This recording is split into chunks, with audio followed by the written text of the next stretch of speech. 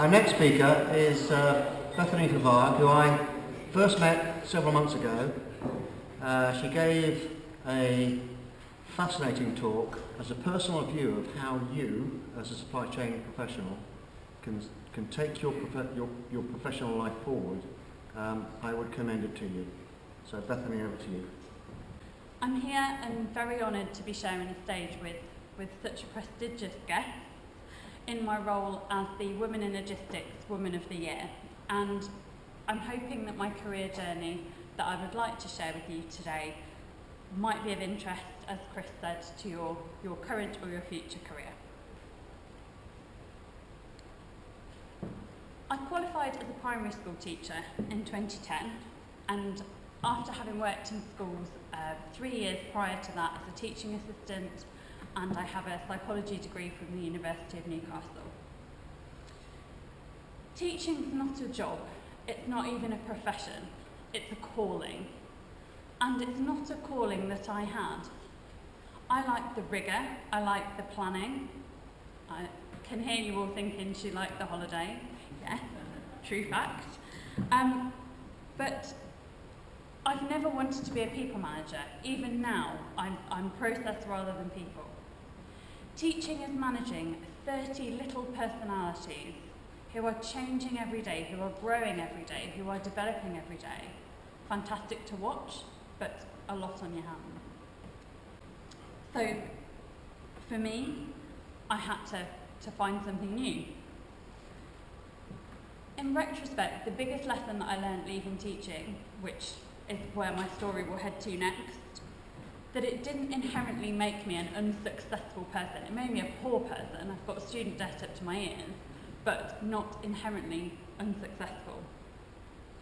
The one thing that teaching did teach me is to be a reflective practitioner, to think about what went well, what went badly, what could have gone better, and to focus on improvement, not catastrophizing a bad day. And I've tried to keep that with me throughout my career to date. So, reflecting on my time in teaching, I thought, okay, my lesson learned is my skills aren't suited here. I'm going to take them and move somewhere else. But where? For me, the barrier was self-confidence. It was believing that I could effect a change in my own career path. I was unsure what I was good at. With 2020 hindsight, which is of course a wonderful thing, I wish that I'd thought about what I enjoyed, thought about the skills that I'd learnt and where they might be best placed, and researched an industry, companies that shared the same values as I do. And certainly, if I were to have my time again, that's the route that I would take and encourage you to do so. So I'm the first to admit that my frantic search of universal job match and finding a job that I loved was more luck than judgment. But something did come out of my job seeking process, which I've tried to adhere to today, and that's to be myself.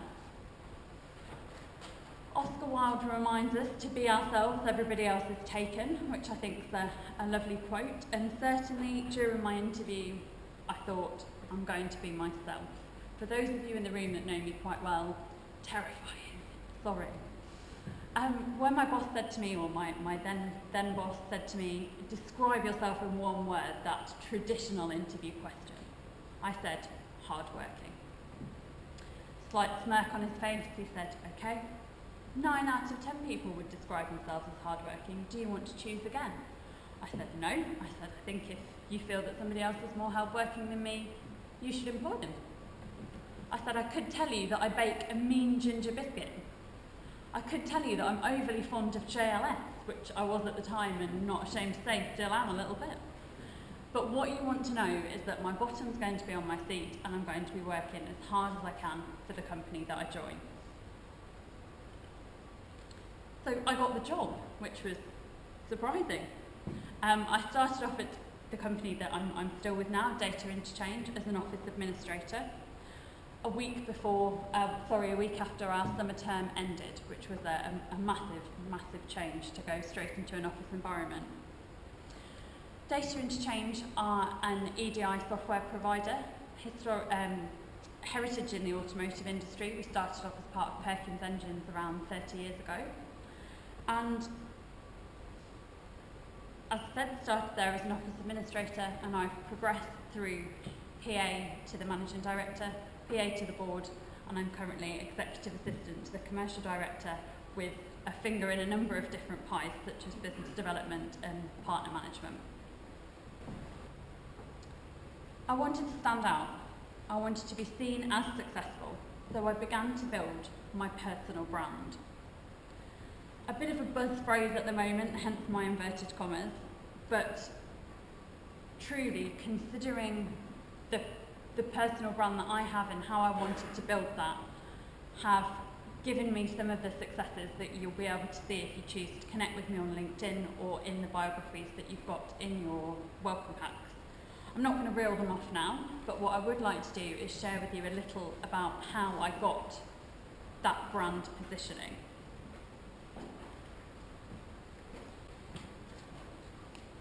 Before personal branding landed as a concept, self-help management, promotion of oneself was about augmenting weakness. Personal brand is about focusing on strengths, subtly different but very important. I have both dyscalculia, which is maths dyslexia, and dyspraxia, which is chronic clumsiness, for want of a better expression. I could work on my mathematical ability every single day, and I will only ever be average and possibly not even that.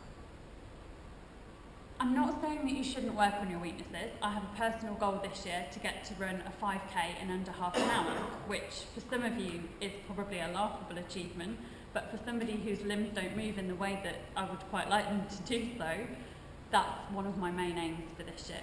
So I'll never be Mo Farah, but I have started and will continue to work on my weaknesses.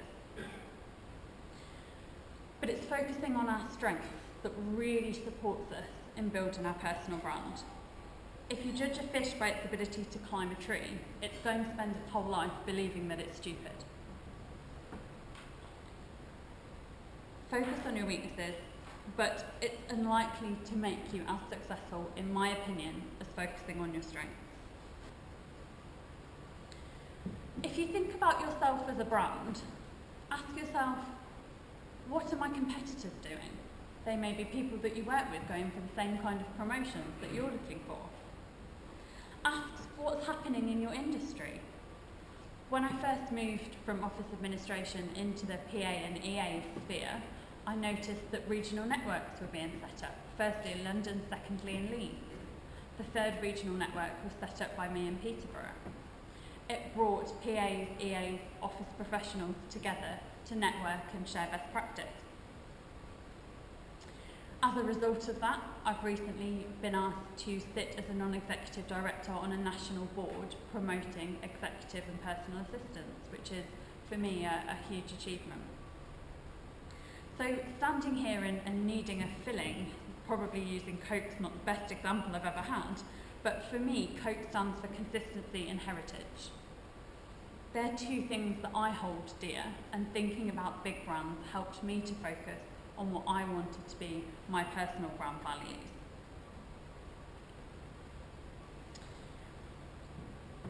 I decided that where I added the most value to data interchange was bringing the outside in.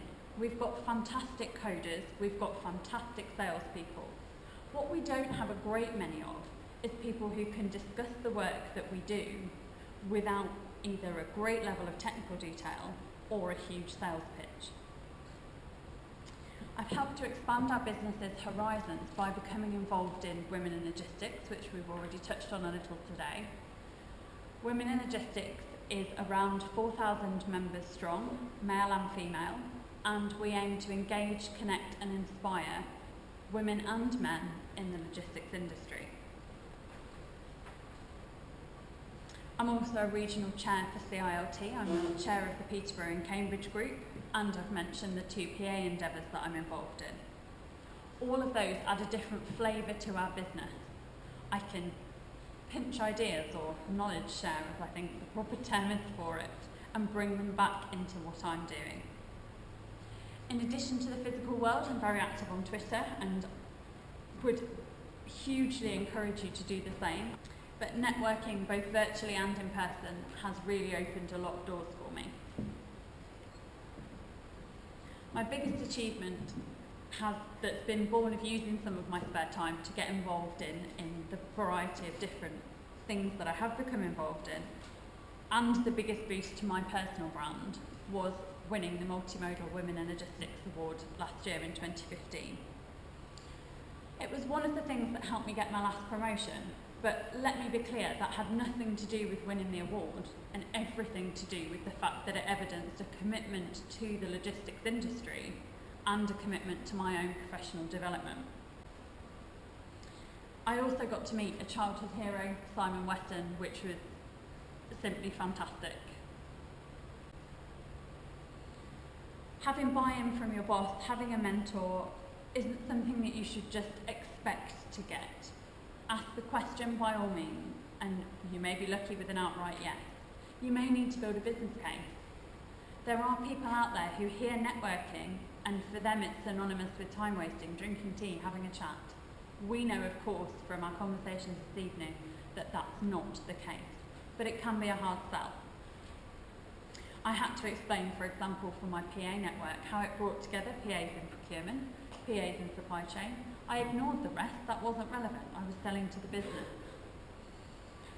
For those of you that are sitting there thinking, okay, fine, but I don't think that my boss will allow me to have a mentor, find events to go to, whatever your personal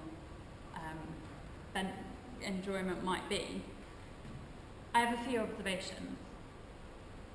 Firstly, continue to use your own time. The fact that you've done that tonight is great, and I'm sure that there's a lot of Chris's supporters in the room who come to a lot of his events.